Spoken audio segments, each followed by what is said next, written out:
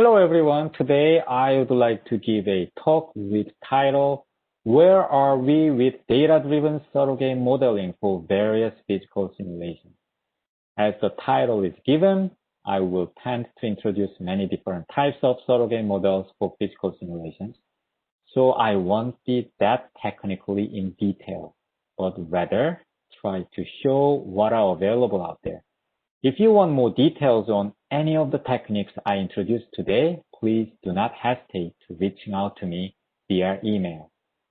We live in an exciting time. The machine learning and artificial intelligence improving our everyday lives here and there, and the advance of the high-performance computing and the traditional numerical methods for physical simulations are enabling such a high-fidelity simulations that gives us important insight about the physical system. Unfortunately, the two worlds have not been talking to each other enough. There are some reasons for that, but recently there is a great push for the marriage between them in order to tackle very important problems that couldn't be solved before. Let's give motivation for surrogate models. First, why surrogate models? You are looking at a beautiful simulation modeled by smooth particle hydrodynamics for shape charge penetration. The simulation is well matched with experiments, but very expensive. One Ford simulation takes 7.4 days. This is unfortunate in multi-query applications such as design optimization, optimal control, inverse problems, and uncertainty quantification. Therefore, many have tried to build an efficient surrogate model that accelerates their simulations without losing much accuracy. Another motivation can be given due to the climate change, temperature is increasing, and therefore the ice in Greenland and Antarctica are melting, and sea level is rising. In order to better predict and possibly prevent the disturbing rise of the sea level, we need an accurate ice sheet model. For example, this ice sheet simulation for Greenland takes 16,000 cores, 1.12 billion degrees of freedom, and takes 400 seconds for one Ford simulation. This sounds not that bad, but when we talk about the inverse problem, where we need to find, for example, basal friction and ice thickness, many different Ford simulations need to be run. This task can be durable if we are in the context of deterministic simulations, but in Bayesian optimization setting, this is intractable. So we need surrogate models to accelerate these simulations. A surrogate model can be built by first considering a parameter space. The parameter space can be initial condition, boundary condition, or material properties of the climate modeling or any physical simulations. Then you collect data by solving full order model for several sample points. Then you apply machine learning techniques to build a surrogate model. Various machine learning techniques are available as listed here. Proper orthogonal decomposition, Tucker decomposition, canonical polyadic decomposition, autoencoder, generative adversarial network, and Gaussian processes. So various surrogate modeling types are possible. But depending on how much you incorporate physics loads in a surrogate model, it can be intrusive or non-intrusive. I will go over some advantages and disadvantages of intrusive and non-intrusive methods later. But for now, the procedure go on using the surrogate model. You can accelerate simulations with various query points here and there and many more. These surrogate models can be categorized by its level of intrusiveness. For example, black box approach, denoted as BB, is the least intrusive method requiring only data. Physics-informed neural networks, so-called PINN, is becoming popular these days, which tries to incorporate physics law in surrogate models. Then we can think of more intrusive methods. First, the linear subspace reduced to the model, so-called LSROM, where the state fields are represented by a compact linear subspace, and even more intrusive method that is nonlinear manifold reduced to the model, so-called NMROM, where the state fields are represented by a compact nonlinear manifold. Roughly speaking, more intrusiveness means more accuracy. So reduced to the models are more accurate than the black box approach. On the other hand, more intrusiveness means less speed up. So the BB method is faster than ROMs in general. Let's go over the black box approach a bit more. As in the most data-driven approach, there is a training phase, or we call it online phase. Here, using input and output data, we train on interpolators such as neural network. In online phase, for a new input, we predict new output using the trained neural network. The advantages are several. It requires only data, that is, input and output, so no need to know anything about physics. Therefore, the implementation is non-intrusive in a sense that you do not need to touch any source code of the full order model. Finally, it is applicable when no governing equations are known. Unfortunately, the disadvantages are several also. It ignores governing equations, so it may result in non-physical output. In order to improve the accuracy, it relies on big data, which implies that many expensive simulations need to be run, making the offline phase very expensive. Moreover, many black box approaches directly aim to predict a specific quantity of interest. So when the quantity of interest changes, the offline phase needs to be retaken. There are some black box approaches that directly approximate state variable. I will introduce them later in the talk. Let's now look at reduced order models a bit more. As in the black box approach, it has the offline phase where it uses input and output data and train reduced order models that reduces the complexity of the existing numerical methods for a given physical simulations. Since it deals directly with existing numerical discretization, it respects the corresponding physical laws. Then in the online phase, new state output is predicted for a new input data with the reduced order model. Because it respects the governing equation and directly approximates the state output, any quantity of interest can be computed or post-processed from the state outputs. Therefore, no need to retake the expensive offline phase when the quantity of interest has changed. Also, it requires less number of sample points than non-intrusive methods and more accurate than the non-intrusive methods. Moreover, the accuracy of the ROM can be tuned by controlling model parameters. In spite of all these advantages, there are many disadvantages. You need to have a governing equations, otherwise the reduced order model is not applicable. Also, as a developer, you need to understand how the traditional numerical methods for physical simulations work. Without that understanding, you cannot develop a reduced order model. Additionally, the source code of the full order model needs to be modified or added, so the implementation is intrusive. Finally, since it deals with the state fields directly, for large-scale problems, you need to deal with a high-dimensional data. Okay, enough for the comparison between intrusive and non-intrusive methods. Now let me give two different but somewhat similar black box approaches. That is linear multi-step neural network and deep fluid. Both of them directly approximate the state outputs.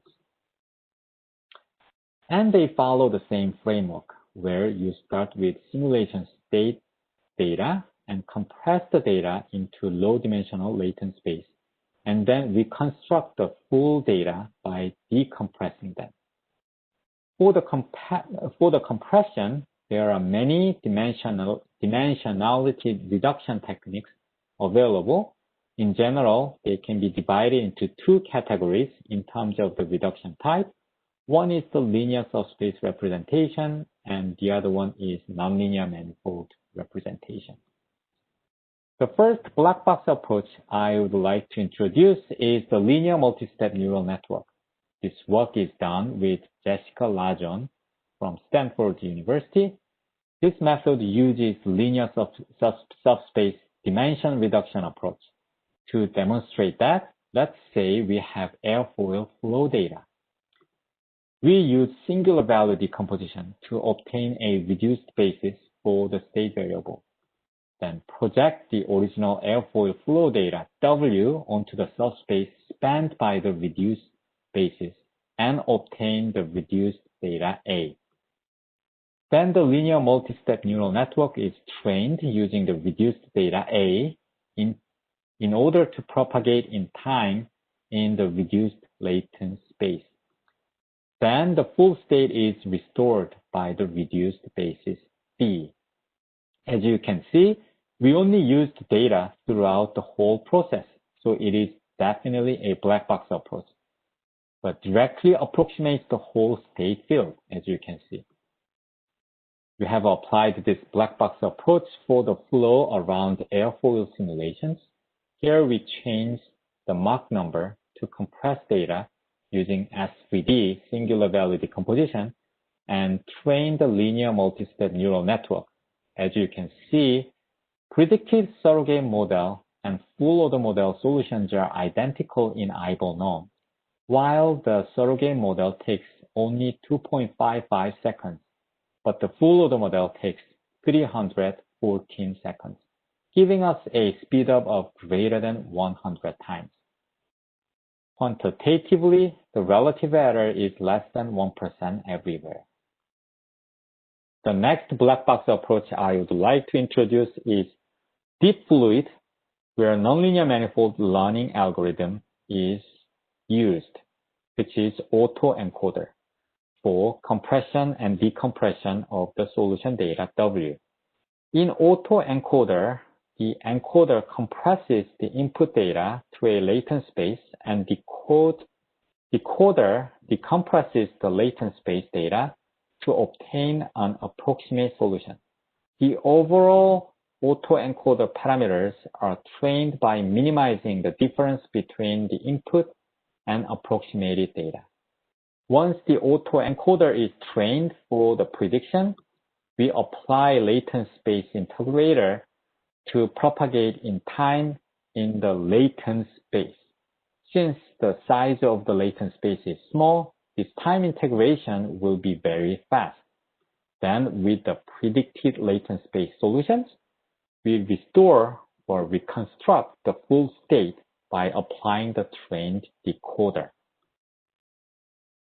We have applied this black box approach to Berger's equation, where the simulation is very advection dominated, and a shock front is formed and moving. As you can see from the movie, the full order model and the deep fluid solution are very similar in eyeball norm, while the deep fluid gives a speedup of greater than 100. Quantitatively, the deep fluid gives the maximum relative error of 38.6%. This might be a bit too large depending on the applications you are dealing with. So later in the talk, I will show how to reduce this error tremendously by applying a reduced order model technique. Now let's switch a gear and talk about linear subspace reduced order model. Next 2 to 3 slides, I will go over some technical background on reduced order model and then introduce some variants and their successful applications in various fields. Here I'm going to introduce the projection-based reduced order model approach. To do that, we will start with this governing equation, represented by the ordinary differential equation. Here, W is a state variable, F is a nonlinear function, and T is the time variable, and mu is a parameter. We first approximate the solution as a linear combination of reduced basis phi, whose dimension is a lot smaller than the full order model dimension n sub f. Then you plug this solution representation into the governing equation, then you will end up with an overdetermined system where you have more equations than the unknown.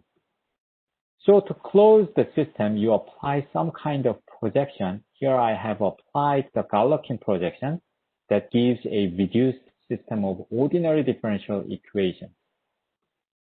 Then you can apply your favorite time integrator to this reduced system.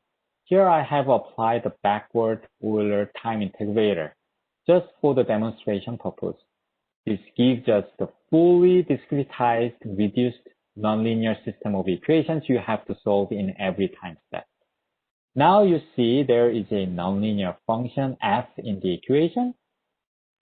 Unfortunately, every time the argument of the nonlinear function changes throughout the Newton-type iterations, you have to update the nonlinear function and multiply it by phi transpose.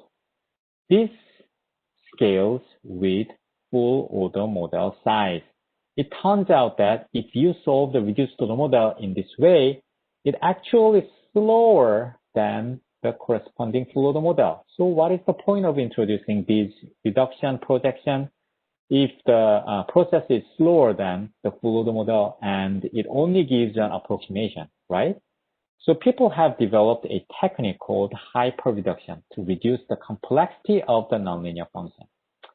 The most famous hyperreduction technique is DEIM, which stands for Discrete Empirical Interpolation Method.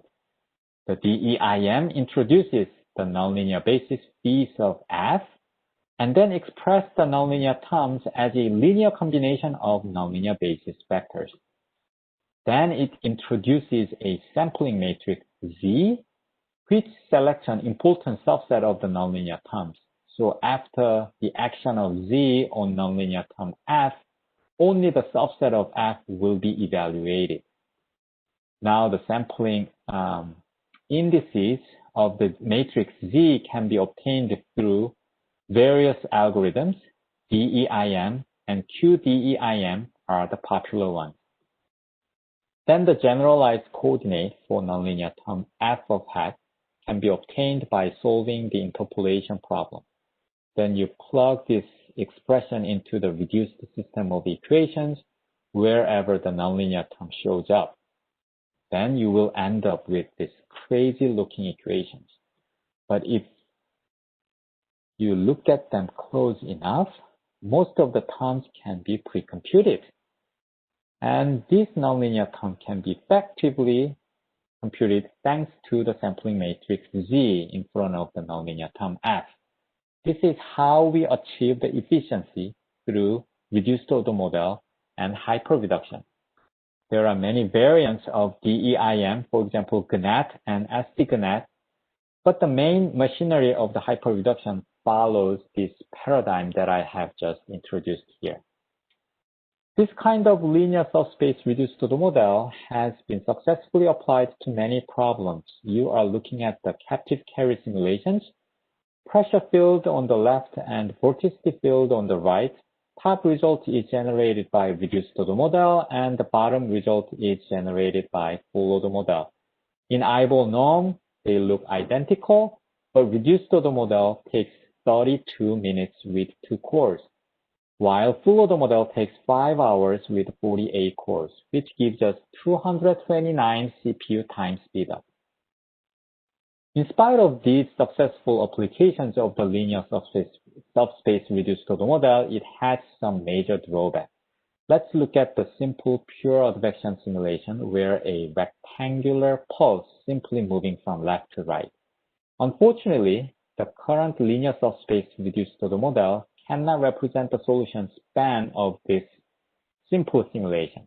It is not hard to see why, though. It is easy to see that the individual snapshot data from the pure advection simulation is linearly independent to each other. So there is no way for the linear subspace basis to be able to represent the solution span compactly. Simply, you must include all the snapshots in the reduced basis to accurately represent the solution span, which is unfortunate. In order to address this issue, we have developed a time windowing reduced order model. The idea behind the time windowing reduced order model approach is simple. Because you need to include all the data, if the simulation is advection dominated, you divide the time domain into several, as shown in the picture here. Then for each time window, you can build a local reduced order model. That way, each local reduced order model size will be small and will accurately and efficiently represent the advection dominated solution.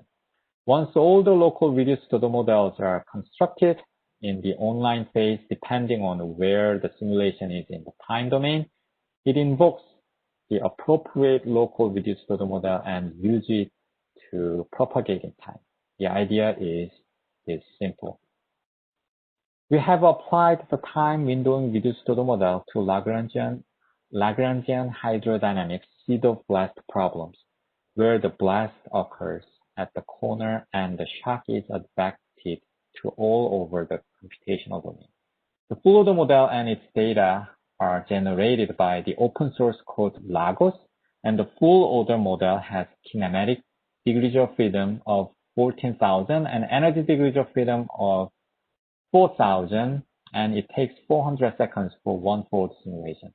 As you can see from the movie, both full order model and reduced order model solutions are very close to each other, similar to each other.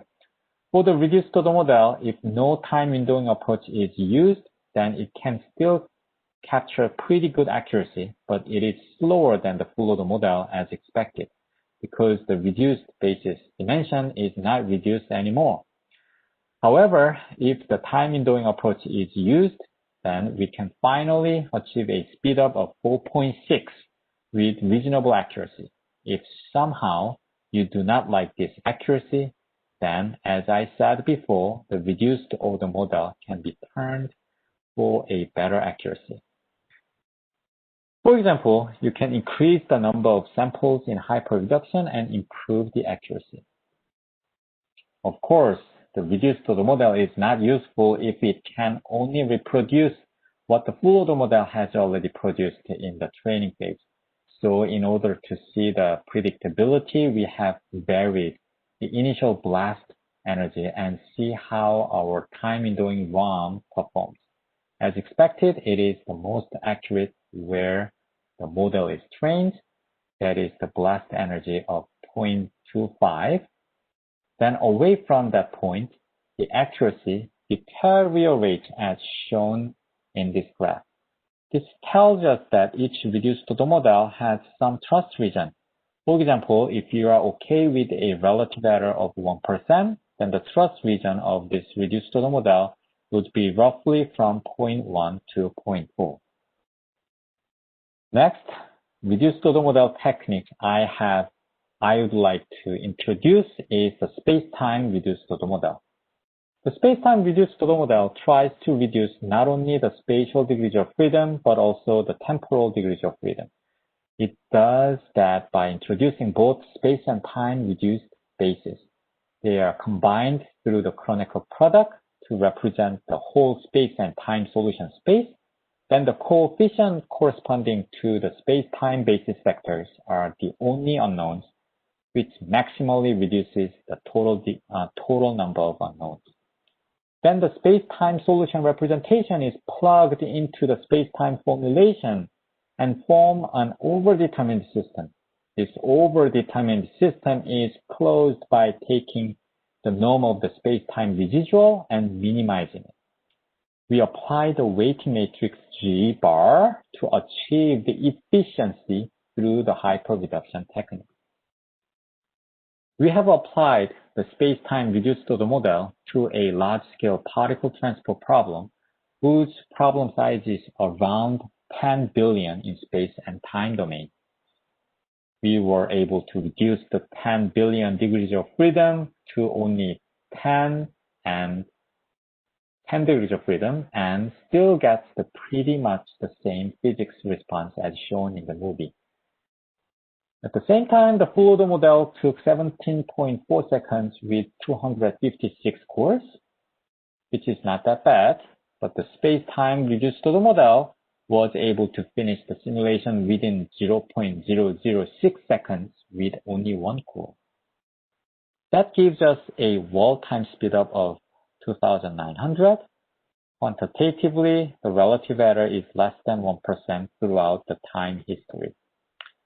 Again, the reduced order model is useless if it cannot predict the solution for new data points. Here, this numerical example demonstrates that our space-time reduced order model can predict the solution for various parameter points, which were not used in the training phase, and still maintain the relative error of less than 1%. The space-time reduced order model that I have just introduced is not that complicated. Actually, Youngyu and Karen were able to implement the whole process of training, building, running the space-time reduced order model within 120 lines of Python code. You can check out this preprint where actual Python codes are provided. Now, switching the gear again, let's see how this reduced order model can be useful in design optimization setting. Wing flutter is a serious problem which can endanger life of all the passengers and crews on board. The wing flutter is directly related to the shape of the wing, so it is very important to design the wing shape correctly to avoid the flutter. Here, we solve a wing shape design optimization problem by maximizing the lift-drag ratio and introducing flutter constraint as well as the stress and weight constraints.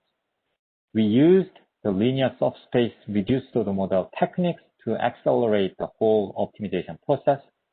Both full order model and reduced order model based optimization converges to the same wing configuration, which increases the lift-drag ratio by 15.04% with flutter constraints satisfied.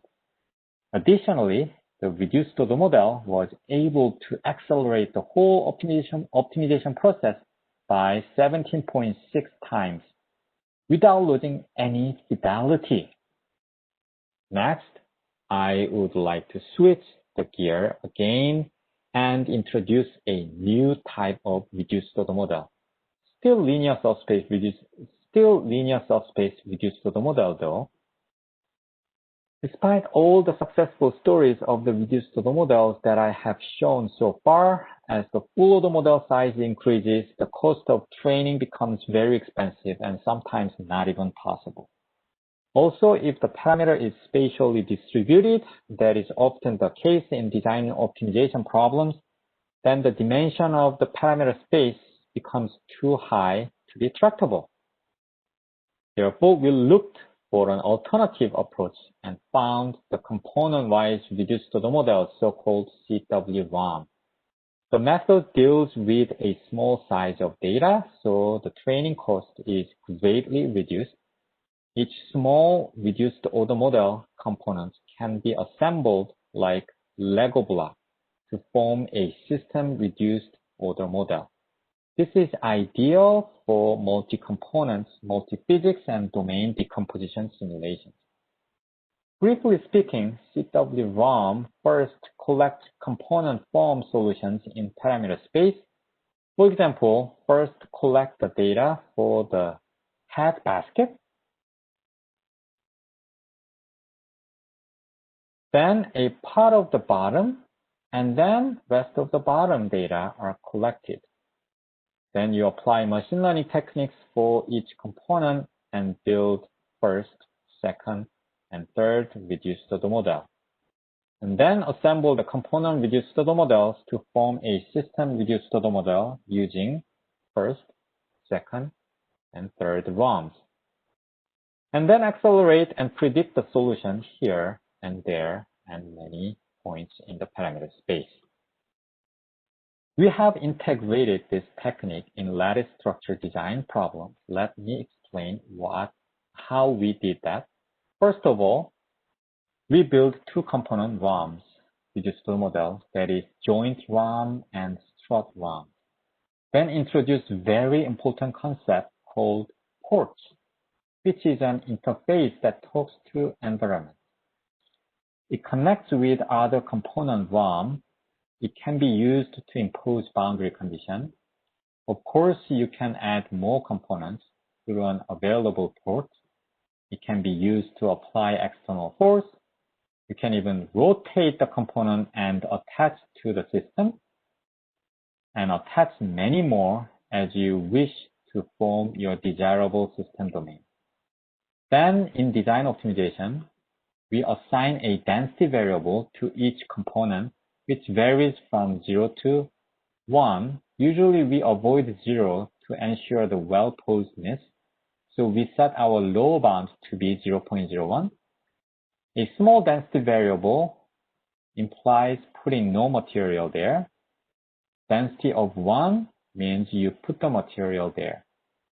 We automatize this procedure by solving design optimization problem to find an optimal lattice structure, for example, to minimize the compliance of the system. Here is a numerical example for lattice structure design using component-wise reduced order model. Here we minimize compliance imposing a constraint of mass being at most 40%. The downward pressure force is applied on the top middle port. Usually boundary conditions are imposed at the bottom corners. The full order monolithic finite element solve involves 2.7 million degrees of freedom, while CW-FARM component-wise full order model has 30,000 degrees of freedom. And finally, CW-ROM component-wise reduced order model has only about 3,000 degrees of freedom. The movie shows the optimization history from the beginning.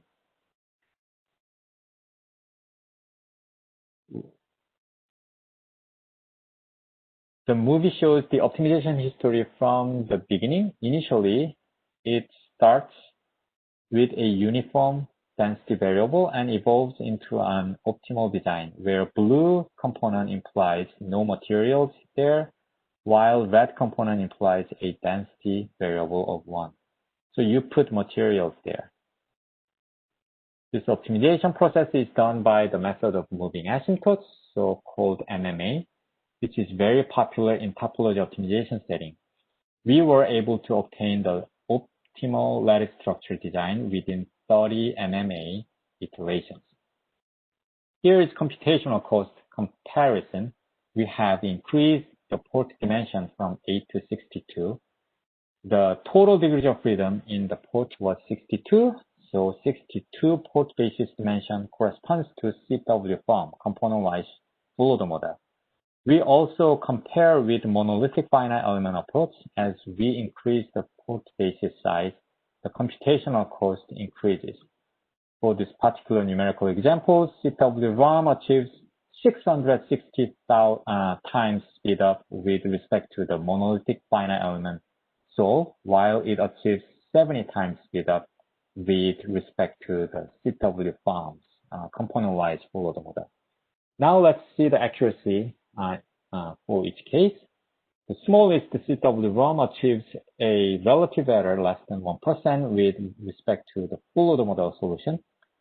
CW-ROM's accuracy can be tuned. As we increase the port basis dimension, the accuracy improves a lot. Lastly, I would like to introduce the nonlinear manifold reduced order model. All the reduced order model so far has used the linear subspace solution representation, which lacks the capability of representing advection-dominated simulations. This is mainly because the linear subspace solution representability is not rich enough.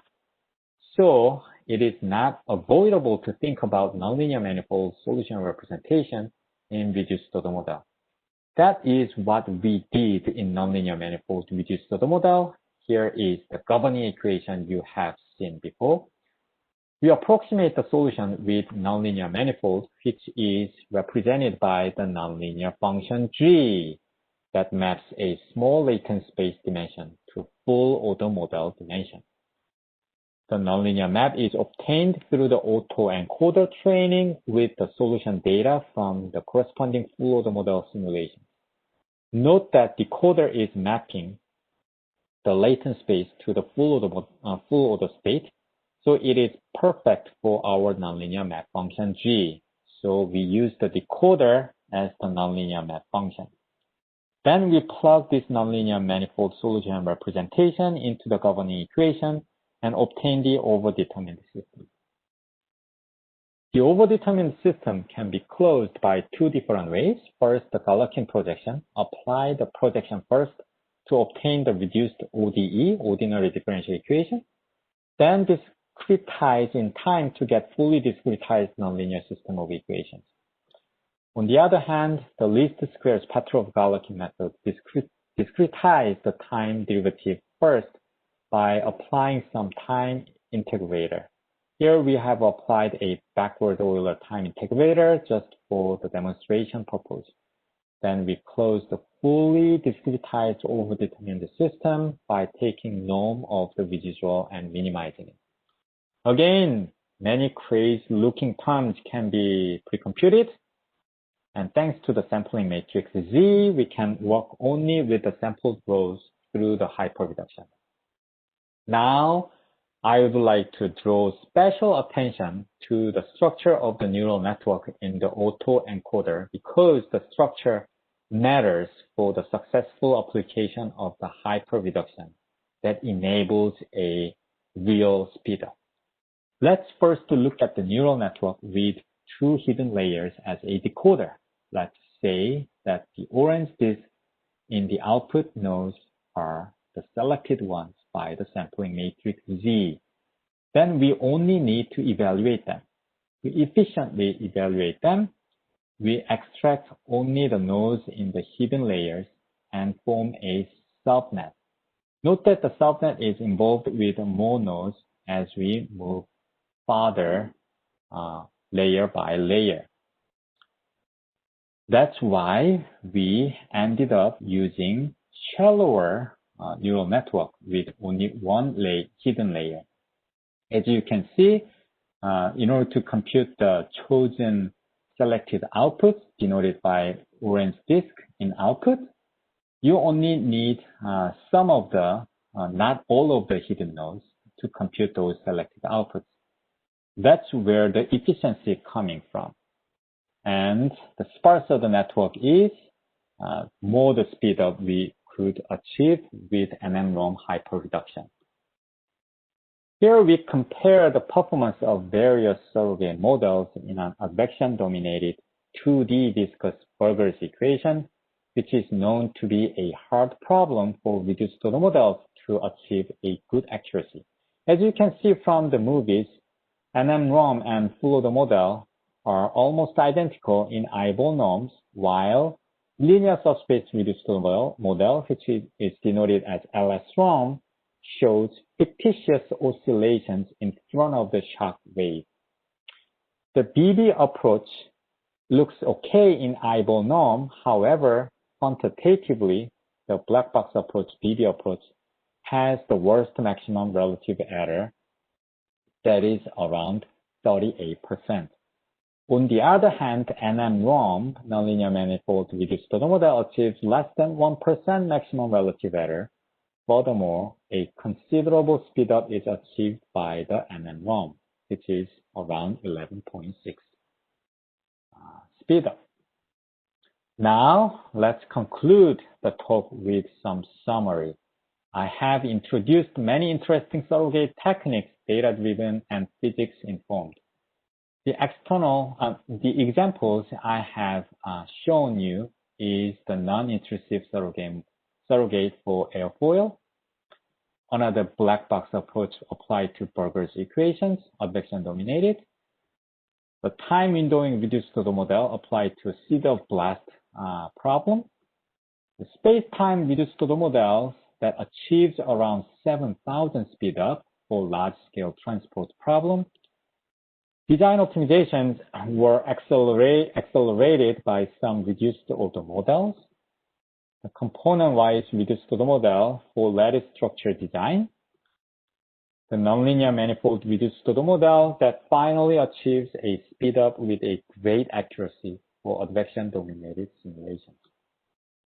I hope that you were persuaded that the surrogate modeling techniques that I have introduced in this talk is indeed useful.